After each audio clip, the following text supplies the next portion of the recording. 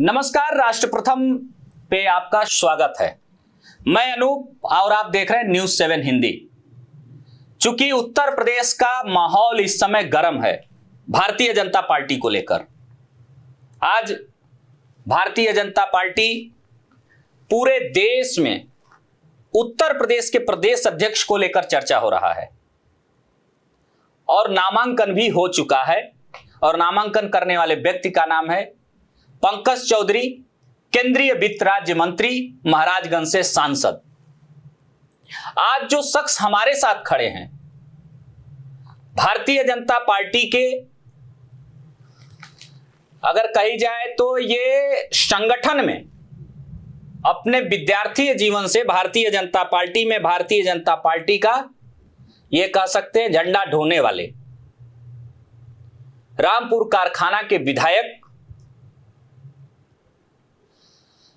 श्रीमान सुरेंद्र चौरसिया जी, स्वागत है आपका राष्ट्र प्रथम में। बहुत धन्यवाद आपको। अब राष्ट्र प्रथम में मैंने इनको इसलिए बुलाया कि ये संगठन की चीजों को समझते हैं, क्योंकि बचपन से ये देखते हुए आए हैं कि इनकी भाई पार्टी कैसे काम करती है।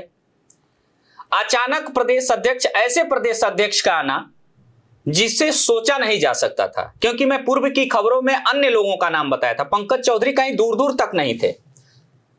नोएडा की स्टूडियो में भी इस बात की चर्चा है कि पंकज चौधरी मतलब कहीं थे ही नहीं, ये केंद्र से भेजा गया है। इस बात पे भी चर्चा करेंगे और विधायक जी से 8.5 साल का भी सवाल जवाब करेंगे। विधायक जी, आज आपके प्रदेश अध्यक्ष चुने गए हैं, चुनी लिए गए। हालांकि आपके वहां अभी कल घोषणा होगी, मगर हम मीडिया वाले चला रहे हैं कि चुन लिए गए हैं। पंकज जी को कैसे देखते हैं? देखिए, माननीय पंकज चौधरी जी संगठन और सरकार दोनों के बीच जी एक अच्छे तालमेल बनाकर चलने वाले प्रदेश अध्यक्ष साबित होंगे, जिनको एक राजनीति का लंबा अनुभव है। 7 बार के सांसद रहने के बाद भी जिनके और भी लोग ऊपर आज तक कोई आरोप नहीं लगा।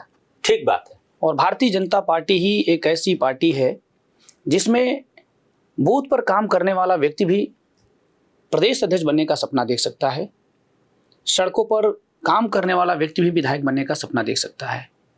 और आज जब आदरणीय पंकज चौधरी जी ने पर्चा दाखिल किया जी, तो पूरे उत्तर प्रदेश के कार्यकर्ताओं में एक भारी उत्साह देखने को मिला।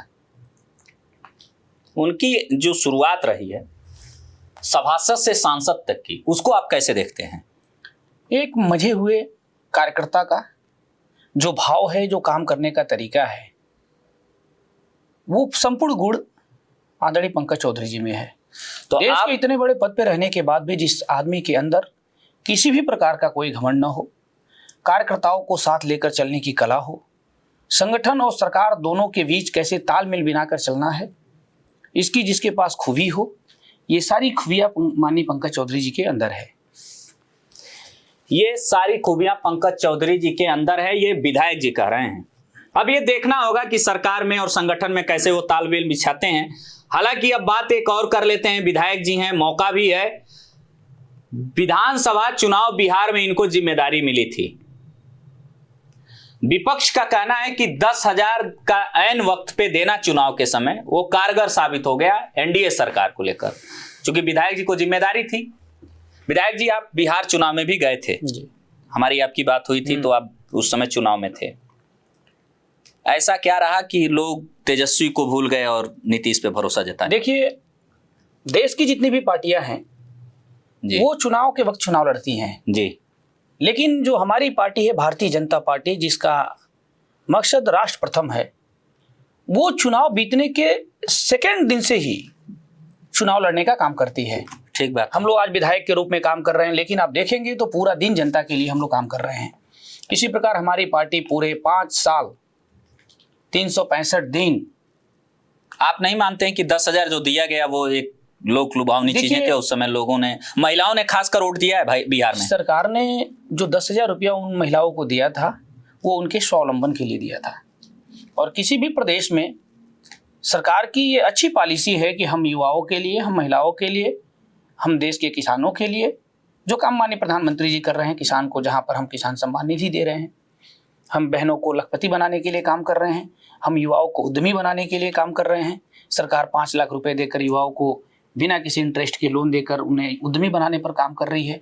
ये हमारा विजन है कि जी। हम देश और प्रदेश को, जो मोदी जी का सपना है 2047 में विकसित राष्ट्र बनाने का, उस संकल्पना को पूरा करना है। तो हमें समाज के सभी वर्गों को और सभी लोगों को लेकर साथ चलना होगा। मतलब आपका ये माना जाए नीतीश पे वहां की जनता ने फिर भरोसा जताया है और उसमें आपके पाले में ज्यादा सीटें रही हैं, मतलब भारतीय जनता पार्टी को। जहां देश में माननीय नरेंद्र मोदी जी के ऊपर देश की जनता का अटूट विश्वास है, वहीं बिहार में माननीय नीतीश बाबू का जो सुशासन है वो भी बहुत ही काबिल तारीफ है।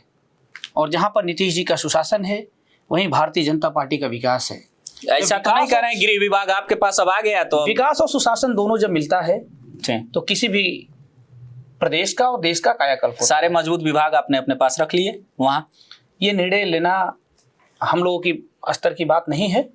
ठीक। मैं जहां तक जानता हूं वहां पर भारतीय जनता पार्टी राष्ट्र प्रथम के रूप में काम कर रही है कि हम कैसे देश को दुनिया के वैश्विक स्तर पर हम आगे ले जाएं।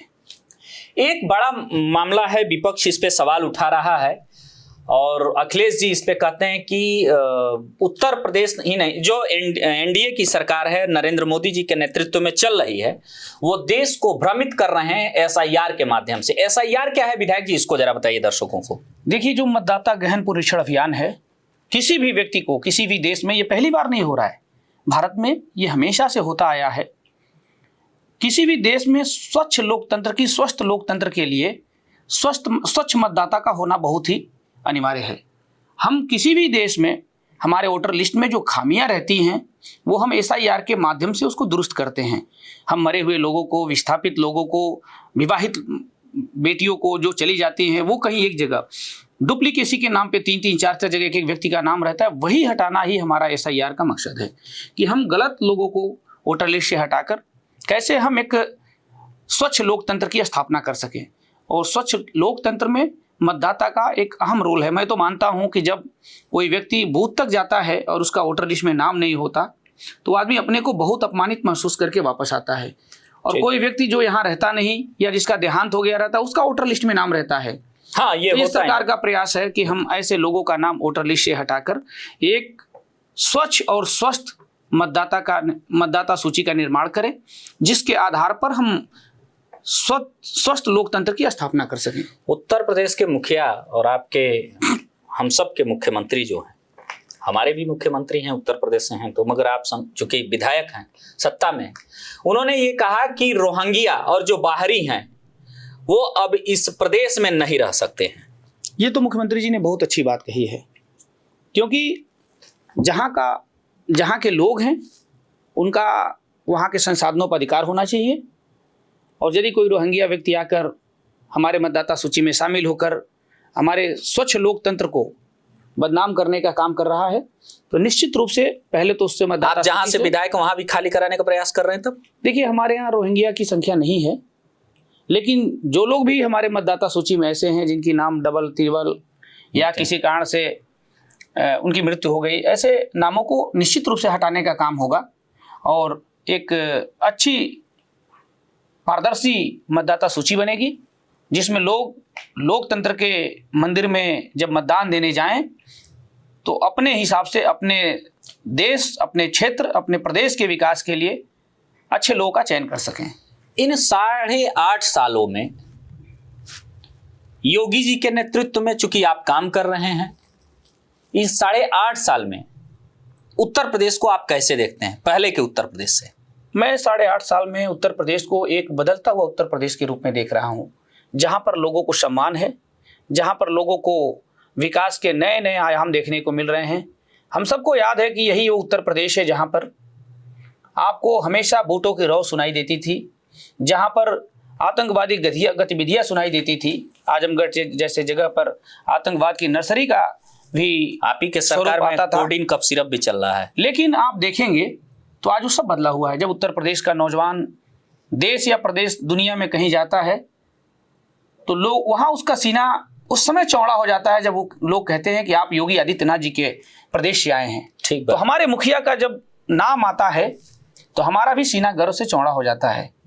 और जब आप कहीं जाते हैं और आपके प्रदेश के नाम से आपको दुत्कारा जाता है, तब आपको बहुत ही असहनीय पीड़ा होती है।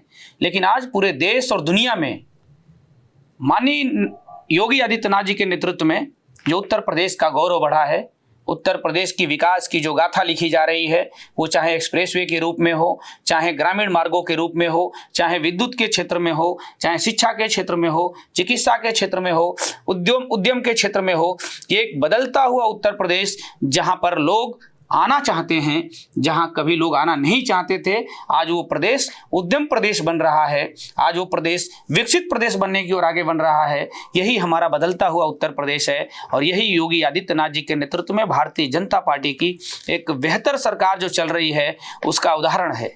पंचायत चुनाव को आप सेमीफाइनल मानते हैं? देखिए, अलग अलग चुनाव का अलग अलग टेस्ट होता है। ये समाजवादी पार्टी के अखिलेश यादव जी ने कहा था कि ये पंचायत चुनाव सेमीफाइनल है और इसमें ही भारतीय जनता पार्टी के लोग खेल करके जीत सकते हैं। देखिए, मैं पहले भी कहा हूं कि भारतीय जनता पार्टी लोकतंत्र पर विश्वास करती है और लोकतंत्र में जो जनता होती है देश की, उसके हाथों से अपना सेवक, अपना नेता, अपना प्रतिनिधि चुनने का उसको अधिकार मिला है। और यदि जनता से चुने हुए प्रतिनिधि के ऊपर कोई व्यक्ति उंगली उठाता है तो निश्चित रूप से वो लोकतंत्र को नहीं मानने वाला व्यक्ति है। और मैं ऐसे लोगों को कहूँगा कि वो जनता के बीच में काम करें। 27 में क्या रहेगा? 27 में हमारे नए प्रदेश अध्यक्ष और हमारे माननीय मुख्यमंत्री जी और देश के प्रधानमंत्री जी के नेतृत्व में फिर 27 में हम प्रचंड बहुमत की सरकार बनाकर, मतलब फिर सरकार बनाएंगे उत्तर प्रदेश को एक अखिलेश जी कह रहे हैं कि आप लोग अब सत्ता से जा रहे हैं, अब कहीं आप लोगों का बोरिया बिस्तर बांध लीजिए। मोदी जी का सपना है कि बोरिया बिस्तर बांध लीजिए, ये कह रहे हैं अखिलेश जी। मोदी जी का सपना है कि हम 2047 तक भारत को विकसित राष्ट्र बनाएंगे। तो भाई उनके भी सांसद जीत के आए हैं। भारत को विकसित बनाने प्रचंड जीत में भारत को विकसित बनाने का जो रास्ता है वो उत्तर प्रदेश के बिना पूरा नहीं हो सकता। इसलिए उत्तर प्रदेश को भी विकसित बनाना है। उत्तर प्रदेश को विकसित बनाने का रास्ता भारतीय जनता पार्टी के माध्यम से ही पूरी हो सकती है, योगी आदित्यनाथ जी के नेतृत्व में ही पूरी हो सकती है। मतलब आपको ऐसा लग रहा है कि 27 में भी योगी जी नेतृत्व करेंगे? पूरे देश की जनता जहां पर मोदी जी के ऊपर विश्वास कर रही है, वहीं उत्तर प्रदेश की जनता योगी जी पर विश्वास कर रही है। पूरे प्रदेश की जनता भारतीय जनता पार्टी की ओर आशा भरी निगाह से देख रही है कि आने वाले समय में देश और प्रदेश को कोई सुरक्षित रख सकता है, देश और प्रदेश को कोई आगे ले जा सकता है तो वो केवल भारतीय जनता पार्टी है। चलिए, अब चूंकि आपने 27 की बात को भी बड़े साफ तरीके से कहा, बिहार पे भी बात की और चूंकि आपके नए प्रदेश अध्यक्ष आ रहे हैं, तो इसके लिए सबसे पहले न्यूज़ 7 की तरफ से मैं आपको बधाई दे रहा हूं कि उनके कार्यकाल में आप लोग और बेहतर करेंगे। ये थे हमारे राष्ट्र प्रथम के आज के मेहमान सुरेंद्र चौरसिया जी, जिन्होंने बड़े साफ तरीके से बताया कि हम 27 में कैसे आएंगे, बिहार में क्या हुआ, SIR पे क्या हो रहा है और रोहिंग्या को लेकर जो उत्तर प्रदेश के मुख्यमंत्री ने क्या कुछ कहा है कि मतलब खाली होना है, उस पे भी इन्होंने सहमति जताई। विधायक जी से किसी और मुद्दे पे हम जरूर बात करेंगे, फिर लेके आपके सामने आएंगे। तब तक के लिए देखते रहें न्यूज़ 7 हिंदी। बहुत धन्यवाद।